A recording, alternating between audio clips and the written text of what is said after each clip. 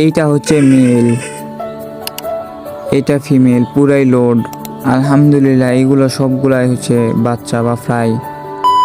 তো hey guys, আসসালামু আলাইকুম, সবাই কেমন আছেন? আশা করি সবাই অনেক ভালো আছেন। তো আজকে আমি দেখাবো আপনাদেরকে কিভাবে গাপ্পি, যে কোনো ভ্যারাইটির গাপ্পিকে ব্রিডিং করাবেন, তাও আবার কোনো বাচ্চা খাবে না বা ফ্রাই নষ্ট হবে না। যেগুলো মাছ আপনার লোড হয়ে গেছে সেগুলোকে আলাদা করবেন বা ট্যাঙ্ক থেকে ধরে নেবেন। আমার এখানে 3টা ছিল, একটা দিয়ে দিছে আর 2টা লোড আছে। তো এই যে একটা আর একটা ওইটার ভিতরে আছে, আমি ভালো করে দেখাইতেছি। আর কিভাবে বুঝবেন লোড হয়েছে, উপরে দেখেন যে প্যাটের নিচে ছোট্ট একটা ডট বা আঁক রয়েছে, কালো ডট বা আঁক তখনই থাকবে যখন আপনার ফিশ পুরোপুরি লোড থাকবে। তো ফিশ যখন আপনার ট্যাঙ্কে যদি ফ্রাই দিয়ে দেয়, সেক্ষেত্রে দেখবেন যে মাছ ওই ট্যাঙ্কে যদি ফ্রাই দেয় তাহলে দেখবেন যে মাছেরা ওই বাচ্চাদের খেয়ে ফেলতেছে। তো মূলত এর জন্যই আর কি ভিন্ন করে ব্রিডিং করা।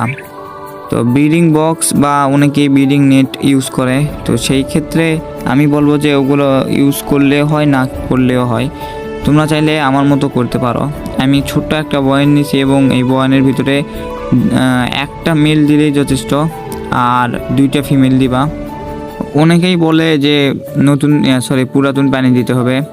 তো পুরাতন পানির চাইতে নতুন পানি দেওয়াই বেস্ট, কারণ নতুন পানি পাইলে ফিশ হচ্ছে ফ্রাই দেয় বা ডিম ছাড়ে, যে কোনো ফিশই হোক। আর প্ল্যান্টস দিবা অতিরিক্ত, প্ল্যান্টস বেশি দিলে মাছেরা হিডেন জায়গা পায় বা লুকানোর জায়গা পায়, ওই ক্ষেত্রে আর ফ্রাই খাইতে পারে না। তো এটা তোমরা করবা বিকালে বা সন্ধ্যার সময় এবং সারা রাত রেখে দিবা। পরের দিন সকালে উইটা দেখবা যে ফ্রাই দিয়ে দিছে। যখনই তোমরা দেখবা যে ফিশ লোড হচ্ছে বা লোড হবে, তখন থেকেই তোমরা ফিশকে লাইভ ফুড খাওয়াবে।